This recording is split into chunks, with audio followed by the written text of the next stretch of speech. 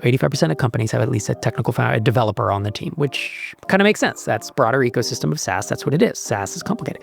But of the 15% who don't have that technical founder, they hire a developer or they hire an agency, right? They hire a development partner to do it. But here's the thing. They often then outsource the product. They say, okay, I want to build a product for lawn maintenance or for electricians or for whatever. And they're like, go do that. That's what you do, right? You're a developer or you're an agency or whatever. And it's like product and engineering being writing the code and making things work and on servers and making it function. Product and engineering are two different departments. They're not the same.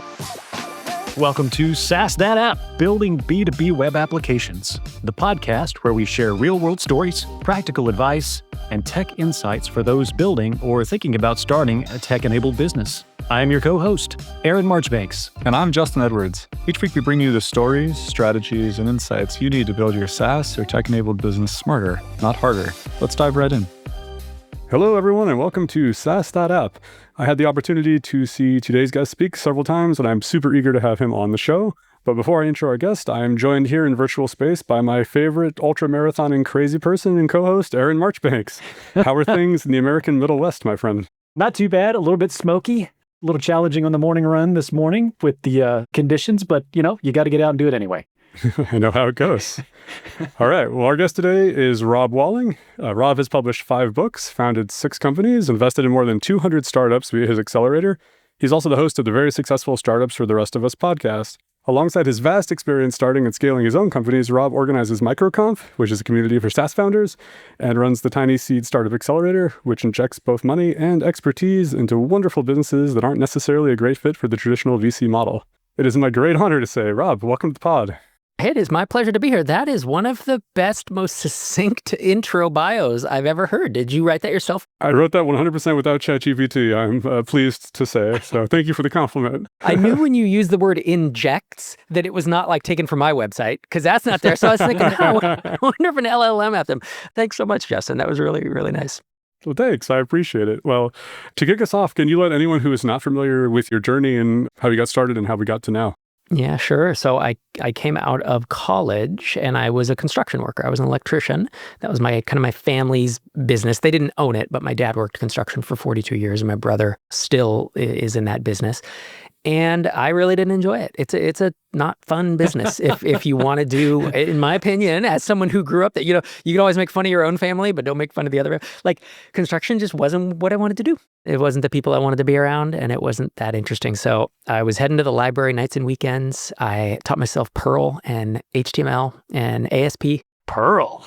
Yeah, I know. Well, this was 1999. It was CGI scripts. And so it was early web dev. Yeah. And so I became a developer, which was fun for a few years. And then I realized, man, I really want to do my own thing. How do I start a startup at the time, right? There was no SaaS. That term didn't exist until, I don't know, 08, 09 maybe. And so it took me 5, 6, 7 years of working nights and weekends as I had day jobs. So I worked a day job as a developer, and then nights and weekends I was building products, trying to escape the grind, and eventually had a few successes, got into SaaS. My big swan song, I'll say, in SaaS was building and selling drip. And I built that from 2012 to 2016 and sold it then. So, and then, moving forward, had a podcast, have a community, and that's kind of become my focus these days. Because it turns out sometimes talking on YouTube and doing podcasting is more fun than actually running a SaaS company. Sometimes. Who would have thought? Sometimes. Depends on the day. I'll tell you that's why I'm here if you promise not to tell my boss. Yeah, exactly. Yeah, he's not going to listen to this at all, Justin. No worries. Yeah. All right, cool. Well, that's awesome. I know that you work with aspiring SaaS founders. You invest in a lot of SaaSes and you have seen a lot of mistakes and pitfalls and plateaus and things that kind of interrupt people as they're coming along the path. So what are some of those pitfalls and mistakes, especially for folks who are super early on in ideating, or maybe they've gotten their first little traction in product market fit? Yeah, I mean, there's a lot, right? There's a lot of ways to do it wrong. There are a few ways to do it right, and there are a lot of ways to do it wrong. So I think a lot of the most common things I see are people going about putting a lot of money, time, effort, energy into building something that they believe the world needs, that they just haven't talked to anyone about, haven't done any type of validation. And I can put validation in quotes. It's like, I've heard people say, well, you can't validate anything. Like validation is worthless because I went and validated and then no one bought it. And it's like, validation, it's not 100%. You cannot validate an idea 100%. It never happens. And so going into validation, doing like a little bit of keyword research in Google to say like, well, is anyone searching for anything like this? It's going into what I call Hangouts, which are just like Facebook groups, Slack groups, online communities, online forums, private forums of like your potential customer, not of other indie hackers, not of other people wanting to build SaaS, but who is your ultimate customer, and figuring out, do they actually have a problem? It's going to Capterra and going to a category of software and being like, well, I want to build a CRM, so I'm going to go look at the reviews of CRMs and see what everyone's mad about. What is everyone pissed off at all the CRMs about? And then maybe that'll be a core part of my feature set. Just a bit of research, right? Doesn't take much time. And then starting to market and getting in a few conversations before you really get in and launch and build things. Like, that's how I would do it these days. I mean, that's how I did Drip. Drip was my last startup. It wasn't foolproof. I still launched and hit a plateau, and the validation wasn't 100%, but I knew at least a few people needed it, because I do hear folks say, well, I need this, so therefore it's validated. And it's like, no, you validated that you will sell one copy to yourself. That's what you validated. Everything else is a hunch. So that might be the biggest early stage mistake. With Drip, what were some of the things you identified as kind of a gap in the marketplace, or like based off the validation and questions you were asking, what did you decide to like start with? Yeah. So what happened is I had a prior SaaS app, and I wanted, this is 2011, 2012, and all I wanted, gentlemen, was a very simple JavaScript pop-up widget. I wanted to drop just one line of JavaScript, and I wanted when you hit the website for it to be like, bing, subscribe to our email address, download this free ebook to blah, blah, blah. And I wanted that across all 200 pages of this SaaS apps marketing website.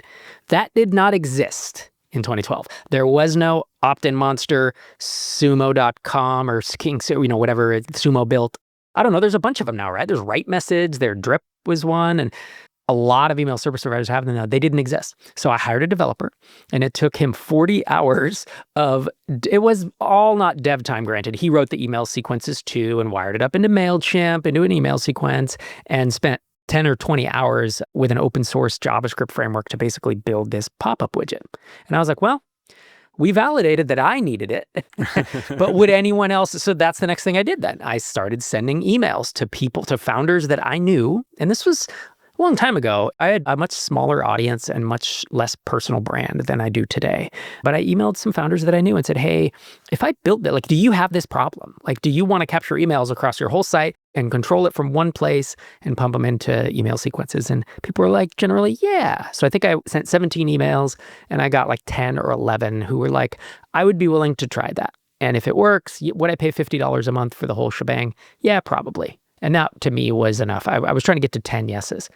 And did all 10 of those buy or 11 of those buy? They actually didn't. 5 of them in the end became customers. So this is what I'm saying. The validation was not 100%. And in fact, I built up a big email launch list, right? Because I was clamoring and talking about it and doing my Rob marketing thing. And I got 3,400 people on an email list, and I got the app up to $8,000 or $9,000 after launch, 8,000 or 9,000 of MRR, which was great. That was a really quite solid launch, but then it just plateaued hard, had a lot of churn, very, very weak product market fit, basically. And that was then starting the whole next leg of the journey. And that's, I think, what entrepreneurs should take away if they're listening to this is just having a good idea and or validating that gets you to like step number 3 of 500, and then step number 5 is launching. And then step number 7 is getting to 1K MRR. And then you know what I mean? And each of these steps has pitfalls and complexities around it. There is very rarely a straight shot to like, whoa, we're going to hit 1 million, next year because we just made all the right choices. Like, it just doesn't work like that. Yeah, and in the SaaS playbook, you kind of talk about this notion of mastermind groups and peer support. The validation process feels a lot like the very early stages of building your mastermind group. Is that kind of the natural arc of things, or? Expand on that, because a mastermind group is like a peer group of friends who are supporting you, right? Yeah. So, I mean, is this the place where you start? In this particular instance, you're talking about sending out an email to some group of people to kind of see, is this a good idea? Before it even goes out to a broader audience, is this something that's meaningful? And then what kind of criteria do you use for building up those groups? That's a good point. So I wouldn't actually equate like your mastermind group with this step usually, because I'm in mastermind groups with other SaaS founders. And if other SaaS founders are your ideal customer, then maybe you could ask folks in your mastermind. But most SaaS that's built The end customer of that is not a SaaS founder. The end customer is the owner of a dry cleaner or the owner of a construction firm or the owner of, you know what I mean? So you have to go out to them. Now, you might have someone like that in your network. If I was going to start SaaS in the early 2000s, it probably would have been for electrical construction because that was my family business. Again, they didn't own it, but Yeah, you had experience and expertise in that. big network experience, all of that. So I at least could have had conversations. You can do this cold. You can do it with a landing page, driving traffic, taking out ads, going and talking about it on Reddit and, in Facebook groups and this and that. It's better if you have some type of warm network or warm reach so that people will at least give you an honest answer. And that's what you want to ask for is an honest answer, right? You don't want the nice answer of, oh yeah, sure. Because that's actually it's a false signal. It's a problem. Don't pull punches. Yeah. Does that come a lot of times with asking for a payment or asking for a credit card, or is that something you recommend? It depends. I've seen it done all the ways. I did not ask for payment or a credit card. I've seen people say, write me a check and I won't cash it until you're ready. Write me a check for the first 3 months or 6 months and I won't cash it. So I run TinySeed. I think you mentioned it, the startup accelerator for B2B SaaS founders. And we have a company in there called Senior Place, and they took prepayment and cashed the check. And they said they would refund it if they didn't ship their app. And I don't remember that it was prepayment for like 6 months, or I don't think it was a year, but so they've done that. I've totally seen credit card thing to put down. If I would have done it, it probably would have been $50 a month for 3 months, put down $150. That's a signal. For me, since everybody knew me and knew I would deliver it, I think I would have gotten a lot of people who paid that $150 and then maybe didn't really need it. There is a curse of the audience or a curse of a warm network where they want to be nice and do you a favor. So I could see it both ways. I've never taken prepayment myself, but I have, there are definitely people out there who do it. So you'd mentioned, hitting these various plateaus. I'm curious, how do you help others via TinySeed identify these plateaus, break through the plateaus, or already kind of have your sights set, you're going to hit one, be ready, here's how you can kind of get past that? Yeah, that's a good question. And so I have 4 stages of product market fit I have this little framework that I haven't released publicly yet, but it's like no product market fit, early product market fit, weak product market fit, and strong, I think is kind of the 4 that I have. And so until you get up to strong, there's a bunch of reasons why you'll plateau, right? Usually it's like high churn, no one, you can't drive enough traffic, blah, blah, blah. So there's like 3 that I've identified. After strong product market fit, there's 7. 7 and only 7. I have literally not found an 8th. I give a talk on it at MicroConf in New Orleans a few months ago and also in Croatia last year. And that talk will be out on our YouTube channel in a few months. And I keep asking when I do the talk, if I've missed one, if you know of a plateau I've not identified, please tell me because I actually want to add it. I want to have the complete bootstrap B2B SaaS, or not even bootstrapped, it's just B2B SaaS plateau list because right now I have 7 in this talk. And so obviously we don't have time to go through all 7 here. And folks can go watch the talk when it comes out. It'll be free in the next month or 2. But realistically, Aaron, what you called out is the key is to try to predict them. It's just a formula, right? It's the new MRR you're adding in every given month on average divided by your churn. So if you're adding $3,000 of MRR and you have 5% churn, then it's 3,000 divided by 0.05, which we could do quick math on the internet. I believe that is $60,000 of MRR is where you will. I just did that in my head, so I could be off, but that is 60,000 of MRR. And it's like, well, that's a good business, but you either need to add more MRR or you need to lower your churn or you will plateau there. And the hardest thing to do is hit a plateau and then get past it. You really want to be thinking ahead. And the way to think ahead about it is, well, what's working today? Can you do more of what's working? Or do you need to add another channel usually to drive more traffic? Or is it a question of your funnel? Like, is your funnel kind of leaky? Meaning you're not getting a lot of trial signups, or your trials don't convert to paid, or your paid don't stick around and they churn. And the way you know if your funnel's healthy or not are some rules of thumb that, again, we don't have time to go do here, but I think I give some rules of thumb in the SaaS playbook. I think I give rules of thumb for almost the entire funnel in SaaS playbook. And I definitely give them in this talk. Yeah, you talk about like low touch and high touch. Yeah, like conversion rates and churn and all that stuff. And I've had people kind of give me crap on social media or whatever. I remember listing some rules of thumb for ranges of where you should be if you're asking for credit card up front with a free trial or not asking for credit card. These are the kind of percentages I would expect. And someone was like, oh, this is BS. This is just rules of thumb. It's just common knowledge. And if it's common knowledge, it's worthless and blah, blah. And I was like, no, sir, smart person on the internet, Anon6969, I think his username was. Rules of thumb are actually helpful for exactly this reason, is that if you were to show me a SaaS funnel and every step of that funnel show me the percentages and tell me if they had a credit card or not or whatever, I could say, oh, that's healthy, or that's your problem right there. I could tell you which exact number is outside of my mental range, because All SaaS is not the same, but they do share a lot of common attributes, especially numerically. And having those kind of rough metrics on different stages of the funnel is super helpful if you're trying to self-diagnose. If we can read your material and see your material and look at, oh, hey, this number is way outside of what Rob thinks is reasonable with his experience. Like, cool, let's focus in on why this part of our funnel is not working correctly. Try to get people to stick around a little better. That's right. And sometimes you will be wildly outside of it, and there's a good reason for it, and the rule of thumb doesn't apply. I get a few too many founders saying, oh, no, but my business is so snowflakey and different, and it's like, probably not. Maybe, but probably not. Okay, yeah, awesome. I don't remember which book of yours it was, but there's one book where you go heavy on cheat codes and talk about like some of the fun things you can install that really kind of turn it up to 11 on businesses. Can you talk about like some of your favorite cheat codes and maybe give an example of some applications of them you've seen that really rocked? Heck yes, that's the SaaS playbook. And don't I have 4 cheat codes in there? I often have to refer to my, on purpose, I write these things and then expansion revenue. That's my personal favorite. So I love it. And then, virality, dual funnels. Expansion revenue is probably my favorite. And that's when I started Drip, which started as just the email capture widget, right? Turns out no one really needed that. And so it became an email service provider competing with MailChimp. And then it eventually became a marketing automation platform. So it was like MailChimp with automations and stuff. Well, I didn't realize the power of expansion revenue. And expansion revenue, if folks are listening and don't know, is when as your existing customers get more value from your product, that they automatically pay you more. So think about being a MailChimp customer. And when you have 2,000 subscribers, I think their free plan goes up to maybe 2,500. I don't even know, but let's just say their free plan goes to 2,500. So at 2,000, it's free. At 2,500, you pay them $20 a month. At 3,500, you pay them $40 a month. And that's expansion revenue, right? More subscribers, more value to you, more money to MailChimp. That is 100% a SaaS cheat code. And what it means is you can have a month where you are completely flat in terms you had 0 customers net, but you still grow your MRR. And that is absolutely mind-blowing to see. And in the end, Drip did have that about 8 or 9 months of the year, 8 or 9 months out of 12. And expansion revenue leads to net negative churn, which is just this huge snowball in the best possible way. This is why pricing is so important. Yeah, pricing is incredibly important. And Michael Rivera spoke at MicroConf New Orleans, and his talk was amazing, and his book was also amazing. So thanks for exposing me to him. But can you kind of define that negative churn and explain how that works? Some people look at it as logo churn, like the number of customers that churn divided by the number of customers you had at the beginning of the month. But I like to look at revenue churn because it's slightly more important and accurate. So it's the amount of MRR that you lose in a given month divided by the MRR at the start of that month.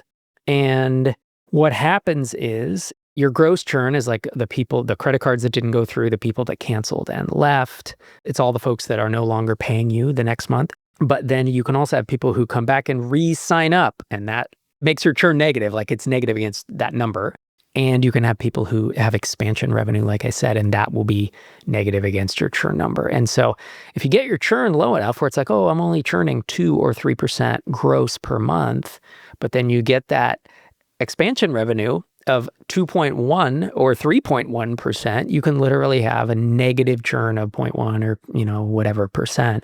And I've seen businesses, they also call it the opposite of churn is retention, right? I've seen businesses with net negative churn or net retention is the same thing of like 10 or 12% in a month. And that is bananas to see a business run like that because I won't say you don't have to work that hard to grow it, but it grows 10% a month if you do nothing. So imagine if you're actually driving new customer, it's crazy. It's crazy to see. Now that's an outlier. I'm not saying Drip was not like that. Drip did not have 10%. I think it was a couple, like 2 to 4 or something in its best months. But talk about a cheat code. And that's one of the best. Well, including that one and the other cheat codes as well. Would you say that there's any sort of like a threshold or a different level of application depending on different size organizations or different type of SaaS? Or is it pretty much this rule kind of rules them all? Each of these cheat codes, because there's virality, there's expansion revenue. I actually forget what my third one was. I do have 4 in that book. Like virality is not possible in all SaaS businesses. It just isn't. There are certain types that they just aren't super conducive to it. Net negative churn or expansion revenue is also not possible in all SaaS companies because there are some pricing structures where the best one and the one that works doesn't have that value metric like subscribers that count up. It more has feature gating, right? Where it's like, well, the cheap plan has these features and the middle plan has the big one and the more has more features, or the bigger one has more features. Those are notoriously poor at expansion revenue. But sometimes it's the right choice. It's just the optimal choice. And so the other SaaS cheat code is dual funnels, where you have a low priced funnel and it's self-serve, and then you have a higher price kind of enterprise funnel and it's $2,000, $3,000, $5,000 a month. And you have both of those is quite powerful. And we can go into that or not if you want to, but each of these is awesome and desirable, but they are not available for all SaaS companies. It just depends on your pricing and your customer type. If you're like, there is no net negative churn if you're catering to consumers or prosumers. Like you'll know, because your churn will always be super high, right? So the higher the price point and the more sticky your app is, meaning usually it's like someone's running their entire business on it. I often call it if you're an operating system for a business, meaning like, hey, the gyms and martial arts dojos that use you, like everything is there, then you're going to probably have net negative churn. But if you're a nice little utility that like converts a PDF into like a JPEG or something, it's like, do they really need that? You're not going to have net negative churn. Yeah, and it seems like they might also lean one toward the other between like a low touch and a high touch sort of a funnel. I would think that especially early on, there might not be resources or staffing or really inclination to try to support both of those funnels simultaneously. It's quite possible. Yep. As well as like virality and expansion revenue. You don't know that when you start. Your numbers are all fuzzy, right? Your numbers are all over the place. You don't have the volume and you just can't tell. I mean, we interview some companies for TinySeed that are doing 3K, 4K MRR. And we asked their churn and they're kind of like, I don't know. It was like 12% last month and it's 2% this month because the numbers are so small, and that is just the way it is early on. Or sometimes it's like we have zero churn because we only have 8 customers. And each of them's paying us $500 a month and we're at 4,000 MRR, but we have zero churn. And they won't have zero churn forever, but at this point, the numbers are small. It all applies always, but you can't tell early on. Usually, you can't really tell you have virality until you have hundreds of customers, and then you start seeing the loop. I imagine the same caveat would apply if you have a relatively small number of very high dollar customers. And maybe you have $100,000 a month, but you have 10 customers at 10K a month. It's like, well, totally. I have 10 customers. So. Yep. And then you're not going to have virality usually. And you're not, expansion revenue. Hopefully you have that. If they're paying you that much, then it's probably annual expansion and you need to have that worked into a contract. And you won't have a dual funnel unless you launch a self-serve version. Each of these, that's where it depends. Mm-hmm. Awesome. Well, I wanted to pivot a little bit. We have guest after guest come on to this podcast and we talk about like, what are your tips for people who are getting into SaaS early on? And the first thing they say is don't do it. Absolutely don't get into it. It is horrible to sacrifice. Do they really? I worked 1,000 hours a day. Almost invariably. I sacrificed my family. I'll never get the time back. I've been there, done that. All these things are resonant. It's like, I've never felt so seen as you're saying these things. But at the end of it, you will also ask them, so was it worth it? And almost every one of them say, well, yeah. Yeah. But it's because they're on the other side of this great idea or great organization. Yeah. So obviously you have a book titled The Entrepreneur's Guide to Keeping Your Shit Together. Exit Strategy, which you wrote with Dr. Sherry Walling, deals heavily with psychology related to exiting. Do you have a reaction to that? Do you agree with that sentiment or do you think it's a little tongue-in-cheek? It is challenging. It is. I hate to say it's hard because I worked construction. That was hard. This is not hard, guys. Like, let's just really, like, and I know guys who drive trucks for a living. That's hard work. Yes. So let's just super level set that, okay? But in the scheme of sitting at a computer and typing and listening to music all day, let's say, is being a SaaS founder harder than like being a developer at a big company? Yeah, it is. It's a grind and it is ups and downs and is very emotionally draining for sure. It's not physically draining, but it's a lot harder than most people think. And this is why I tell most people, if you are not technical, you are not a developer, consider either co-founding with a developer or building some smaller things first. I have this thing called the stair-step method of entrepreneurship. And if you go and build a Shopify app or an add-on to, Salesforce or HubSpot, any of these app stores, and are these going to get you to $1 million in ARR? No, probably none of them. But can they teach you the ropes, get you the experience, the knowledge, the confidence, and some revenue?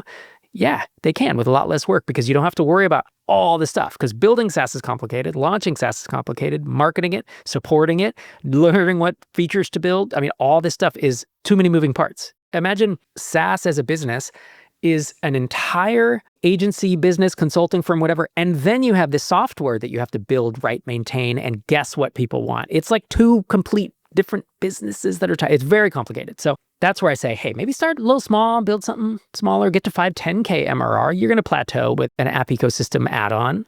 But at least then you have that knowledge of like, I've talked to customers. I know what this is like. And then you can look at doing I call it like a full-blown or a standalone SaaS. It's not the only path. It's just a path I recommend for people because to me, a standalone SaaS is kind of like, to use a baseball metaphor, it's like, I've never played Little League Baseball, but I want to go play in the major leagues tomorrow because I saw XYZ person do, who's doing Heaton Shaw, Jason Cohen, Dharmesh Shah, Rob Walling, we can name people who do the big SaaS. So I want to be like them. It's like, so do you know that I started building SaaS in 2005 and it took me 11 years until 2016 before I sold Drip? You know what I mean? It's like, you don't see that whole leg of the journey and I started and built small and got bigger. And so did the rest of the folks I mentioned. Yeah, I think that's super informative. People don't see, I guess the tongue-in-cheek saying is it's an overnight success 20 years in the making, right? Yeah, that's right. So yeah, I like the stair-stepping advice. In terms of starting slow and kind of developing that confidence, do you have anything else you recommend to folks who are getting into this to kind of set expectations to get things straight between their ears from the start? I mean, I would say, I've already said it, but like building the product is technically complicated, but it's also hard to know what to build and how to build it. Like folks, we have with TinySeed, 204 B2B SaaS investments, and 85% of them have at least one technical founder. So 85% of companies have at least a technical founder, a developer on the team, which kind of makes sense. That's broader ecosystem of SaaS. That's what it is. SaaS is complicated. But of the 15% who don't have that technical founder, they hire a developer or they hire an agency, right? They hire a development partner to do it. But here's the thing. They often then outsource the product. They say, okay, I want to build a product for lawn maintenance or for electricians or for whatever. And they're like, go do that. That's what you do, right? You're a developer or you're an agency or whatever. And it's like, yeah, kind of. Like product and engineering being writing the code and making things work and on servers and making it function. Product and engineering are two different departments. They're not the same. Like just because you can write code doesn't mean you can build a good SaaS company, right? So that's the thing I think it helps for people to understand. There's even developers that start SaaS that don't realize those two things are different. Like the decisions of what am I actually going to put into this app? Like what are the features? What are they going to look like? What order are we going to build them in? How are we going to respond when customers ask things? Like all of that is a product role. And that is something that I think is kind of invisible in most SaaS. And most people don't understand that that's probably the hardest part of it, especially with AI these days and no code and stuff. Like it's not easy. It's not easy to technically build, but you can get there faster these days. But knowing what to build and how to build it is actually very, very difficult. So I'm curious where your failures came in there. You had mentioned as we were doing some back and forth, I've been there, I have messed that up. Tell me about the mess ups. Oh, I mean, the mess ups were just underestimating how hard it was all going to be. And then there was a point where I was like, I know how to do this. So I'm going to start my next SaaS app, like start Drip. And I'm going to be so good at it from the start. I'm going to hit product market fit on day one because I'm super smart. I know exactly what people need. And then launching it, plateauing and almost running out of money, like almost having to fire 3 developers because we were just plateaued for so long. And I kept saying, like looking in the mirror, like, I thought you knew how to do this, man. Like you've written 2 books on this topic. You have, this is back in 2012. Like you're supposed to know how to do this, but it turns out even those who know how to do it, the second, third, fourth time is still quite hard. I've talked about this with Heaton Shaw, who's done like 4 or 5 SaaS apps. Most have been successful. Talked about it with Jason Cohen, who I think has done 3 or 4, and WP Engine is now a unicorn. Talked about it with David Cancel, who has had 5 exits for cash and is on his 6th startup and Drift. And he was like, oh no, he's like, it barely gets easier. He said, the only thing that gets easier is I can raise a lot of money right away because everyone has confidence in me, but the grind is still the grind. Like it takes me years to get that right. So that's, I think, a big mistake that I made is that it's hard the first time and it's slightly easier each time, but it's not that much easier. It's not as easy as you would think. Sure. As like the numbers go up, as things do improve, as you hit a plateau, pass a plateau, would you say that like the psychology gets easier as those numbers get bigger, or does it actually get harder? I'd say it gets easier if you're handling yourself well. Here's the thing. Being a founder, most of it is managing your own psychology. That's what I found. And the folks who really enjoy it, there are folks I know who do the whole SaaS thing and they're like, you know what? It was hard in the beginning, but by the time we hit $1 million or $2 million, I had enough resources.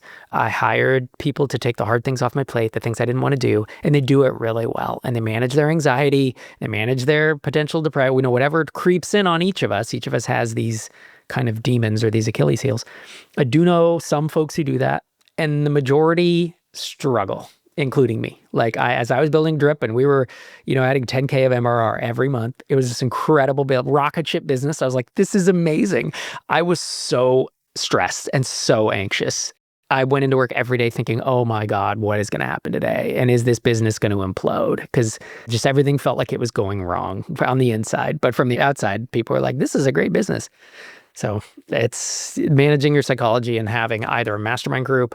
Well, I'd say a mastermind group plus probably a therapist. Like I am now in therapy, and I say that very healthily. Like I'm in it because it allows me to be healthy. I'm not trying to, I'm not broken inside and need to be repaired. I have no stigma around this word, but mastermind, therapist, potentially a coach if you can afford it, who's doing more businessy stuff with you. So you have a place to vent and to level set. And so you're not in your own head all the time. Because that's my problem, is I stayed in my own head too much and didn't talk to smart people who could be like, hey, wake up. This is really fun and this should be fun. And you're actually having the success you've always wanted. Why are you so unhappy? And I see a lot of folks doing that. Yeah. So, things are going well. Great. You're passing plateaus. Things are looking good. You mentioned it already, but you're talking about looking into exit strategy. And your book, Exit Strategy, recently came out. Curious how that book kind of came about. Was that something you and Dr. Walling planned to collaborate on from the beginning? Was this something that was birthed from some experience or like just a message you felt like needed to get out there? It was a lot of that. It was really the latter where, so my wife, Dr. Sherry Walling, she was a clinical psychologist. She has a PhD in psychology, and she is now effectively a coach for high-functioning CEOs, executives, and founders. And half of her practice, half of her clientele is folks who are thinking about exiting, in the process of an exit, or have exited and are like trying to recover from it because it's like a little bit of PTSD. And so she came to me and said, I'm telling a lot of these people the same thing over and over. I'm saying the same things. I feel like I'm going to write something. She'd written a book, and then she and I co-wrote a book together. So she'd written 2. I had written 4 by this time. So it's kind of natural. We're probably going to write more books. And so she's like, I think I want to write a book about selling. And there are already great books about selling. Like Before the Exit is a great book by Dan Andrews, kind of thought experiments. And then John Warlow has written 3 books on it. Finish Big. There's several really good books about selling. But I've read all of them, and there was a gap. And the gap is the psychology of it, and the managing your own psychology before, during, and after the exit, and figuring out, should I sell? How should I think about this? Who should I tell? When? How do I deal with this incredible pressure cooker that is due diligence and selling my life's work? My entire net worth tied up in this thing. And so she came to me and said, I'm thinking about doing this. And I was like, I certainly have my own tales to tell I've had a couple exits, Drip being much bigger than the other one. But also now that I've invested in all these companies, there's been literally dozens of them now that I've walked alongside the founders through the exit. So I also had kind of anecdata as well as, my own stories. And so the thing was like, well, let's sit down and try to write a table of contents to see, is there meat here? Is this an ebook? Is it a podcast episode? Is it? And then it's just like, poof. Is 7 pages of like bullets. And we're like, this is going to be 300 pages, of book. So that's how it came about. And it's being really well received because it does shoot that gap of knowledge. I think we kind of identified a gap in the market. So what would you say is like, okay, you've got 7 pages of bullets, right? So I'm going to ask you to just pull one out of your hat here. But what is like a key one? Can you give us like an example key one? The book is broken into 3 sections. So the first section is before the exit. It's like thinking through whether you should sell or not. Factors that come into play, right? And the middle is going through the exit. And the last one is kind of afterwards and working for the acquirer as well as looking at what to do next. I think there's a really good point, a couple good points in the first section about thinking about when to sell. And we have a whole list of questions. This is probably what I would look at, is a whole list of questions to ask yourself when you're thinking about it. And it's like, why are you selling? Are there internal or external factors? Has your life changed, or has the lives of your loved ones changed? Has the business changed? Have you outgrown the business? Has the business outgrown you? There's all these like pretty in-depth questions along with quotes from, because we didn't just go on our own knowledge. We interviewed, I think, almost 20 folks that have sold. And it's not all SaaS. It's only like, of the 20, maybe like 4 or 5 are SaaS. The rest are brick and mortar and agencies and a trapeze school. And, we tried to generalize it. And so I think that thought process, because a lot of people think, I'm thinking about selling, but I just have no idea, how do I do this? I have no idea where to start. We have an entire chapter dedicated to that I think is worthwhile. Is this something that you found people who did it successfully set themselves up for it many years in advance, had some notion earlier on, or maybe in a middle phase somewhere that that's where they were going to go with it? Or are the better approaches to get to a certain point and then have those conversations with yourself? It does depend, but I think preparing probably 6 to 12 months before you exit is what I would recommend, at least. I mean, some people think about it for years, and that's okay, as long as it's not stressful or bothering you of like, I'm agonizing over it for years. Like, don't do that. But there's an emotional preparation involved, like a technical bookkeeping, accounting preparation could be involved of like, my books are kind of messed up. Oh, remember that OneStripe and that PayPal account that we had with that other product in it? It's like all that stuff is a mess. Oh, remember the IP agreements we never sent to that one contractor who wrote a bunch of code on it, right? All of this stuff is going to come up. So that's where if I were to sit down and do it, and we do talk about it in the book, is like, get your house in order. And that can take 6 or 12 months because, I mean, you could maybe crash course and do it in a month or whatever, but you're also trying to run a company during this, so you're doing it alongside that.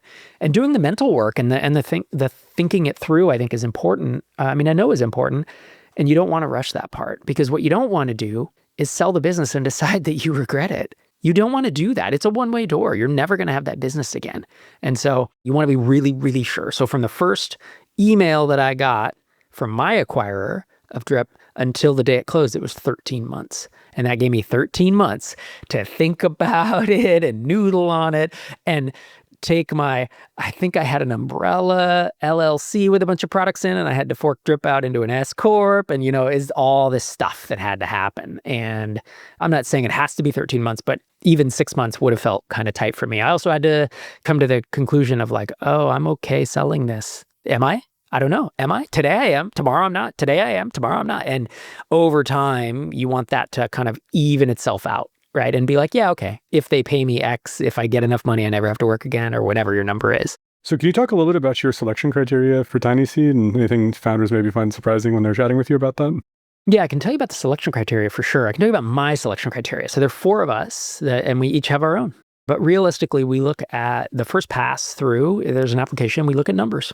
Because you can tell a lot by churn, MRR growth over 6 months, lifetime value, average revenue per account per month, all that stuff. So the first pass is usually, is this a healthy business based on my rules of thumb of what the numbers should look like? And oftentimes I won't even look at like the URL or what vertical or what the app is for a while. Like I'll be looking through the application and just being like, I can get a sense of like, oh, this is a great, but wow, that's some growth. Low churn, oh my gosh. There better be some red flags or I'm funding these guys tomorrow. That will happen, right? But most businesses are somewhere in between, right? There's the amazing, yes, I want to fund those. And that might be, a couple or a few each application process. And we get hundreds and hundreds of applications. We fund right now we're funding about 10 or 12 every 6 months.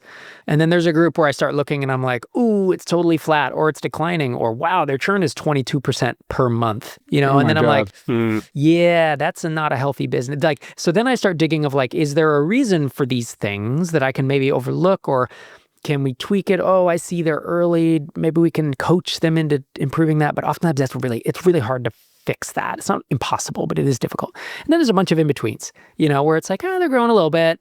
The churn's okay. It's like 9%. Like, that's not great, but like, I bet we can help them with that. Oh, their pricing's off, but that's totally coachable. Like, pricing's the biggest lever, and I can give advice on that. So that's kind of the criteria. Like, it's numeric, but then it is spaces. I tend to like vertical apps that are going after niches rather than horizontal ones that go after every company in the world. There's a bunch of reasons for that. Usually retention's higher and it's less competition, et cetera, et cetera. Do you have like TAM size criteria for total addressable market not really, because we're not traditional venture capitalists, right? Venture capitalists want $1 billion company. If a company sells for $20 million that we've invested in, we all do pretty well. And so what does the TAM need to be to get to 20 million, or not even, 20 million exit price? So what do you need to get to? 3 or 4 million, maybe 5 million tops of actual ARR. So what does my TAM need to be? 10, 20? Like, so I have criteria, but it's not that much. You know what I mean? It's like, if you're in low 8 figures, TAM, that's small, but like I can work with that. And the other thing is, if the business has really good fundamentals, let's say your TAM is tiny, TAM is 5 million, right? And you're doing 10K MRR right now, but the fundamentals are amazing. And we talk to the founders and we're like, these folks are super smart. I bet on the founders. And I will say, my bet is that you will, and I'll tell them in our interview call, we do 20-minute interview and then we decide if we fund it or not. And I will tell them, I'm going to make a bet on you. I think you'll figure this out. Your TAM is too small to get where we need it to. And they usually know that. They always know that, actually. But I'm betting that you're either going to figure out a way to expand the TAM by going into other verticals or something else, ... profit. Like, you'll figure it out. And in every batch of 10 or 20 founders we've backed, there's usually 3 or 4 companies where the business is okay, but the founders are awesome, and we make the bet on the founders. You know, that like, we believe they'll make it a great business with our help, with our advice and money and stuff. And then there's 3 or 4 that are amazing businesses, and we're like, these guys are rocket ships. And sometimes we're right and sometimes we're not on those, like we think they are. And then there's a handful that are kind of like bets where we're like, I don't know, these might be flyers, you know, and then there's a handful that are in the middle. So Yeah, I love the betting on the people part. We've heard that a couple of times, and that seems to be a little bit of a trend of, I support the person, their value system, their approach to business, you know, how they've done things. And I think that that's fantastic, that is a kind of an investment criteria for you.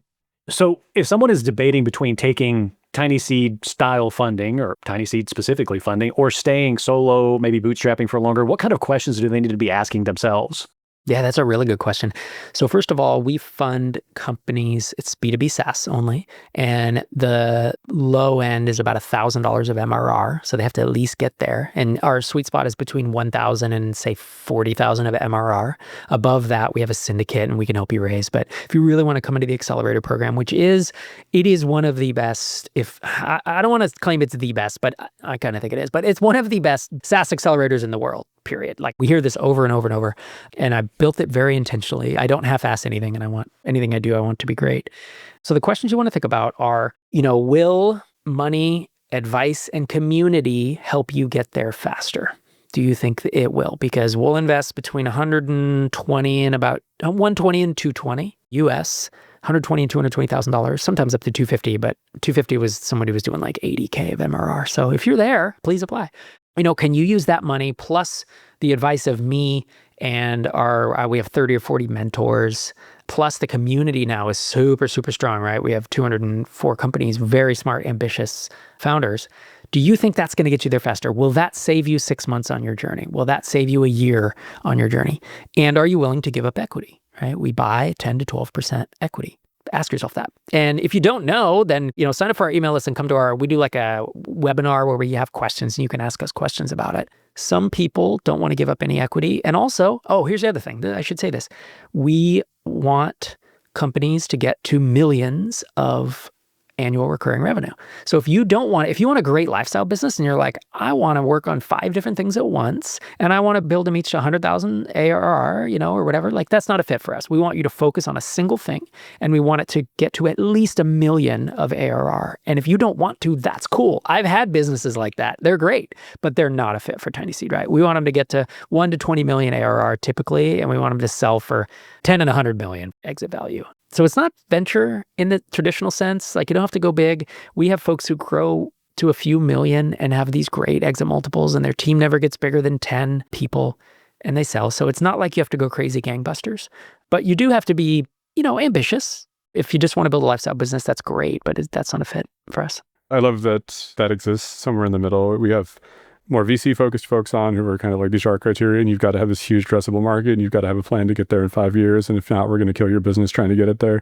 And so I love that there's something that's not complete bootstrapping, but that's also not trying to force people into a model that either they don't want to be in or that their business won't work in. That's why we started it, yeah. It was something I wished it existed when I started Drip. I needed the money, and I didn't have it. I never raised funding. You know, I started 5 bootstrap companies, and I kind of wish, like, bootstrapping is great and you keep control, but it's hard mode. Now that I have raised money for TinySeed and we have this big budget, relatively speaking, I'm like, my gosh, why didn't I raise funding for everything I ever did? And it's like, well, because you couldn't have. You didn't know anybody, you know?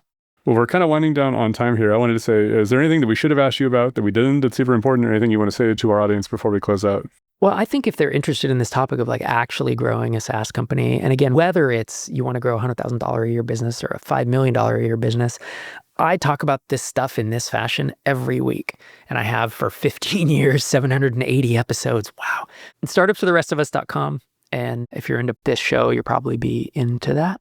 Fantastic. Rob, it has been just an absolute honor to have you on the pod.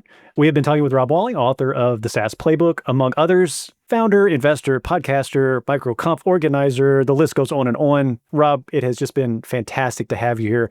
Where and how are the best ways for folks to connect with you?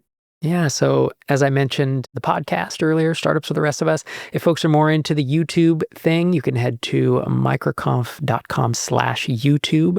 I also release 2 YouTube videos a month that are separate from the podcast. Then I'm on X at Rob Walling. Fantastic. We'll make sure to link up to all that stuff in the description and show notes and all those kinds of things. So thanks so much for being on, Rob. Really appreciate it. It's my pleasure. Justin, thanks so much. Special thanks also, as always, to our listeners. If you like what you're hearing, have ideas for the show, or just want to tell us what's on your mind, throw a review our way and subscribe if you're so inclined. And we will see you all next time on SaaS That App. Thanks for cruising along with us on SaaS That App. We hope you grabbed some insights that were inspiring, actionable, or at least entertaining. If you enjoyed the show, don't forget to subscribe and leave a review. Until next time, keep building, keep growing, and keep those apps sassy.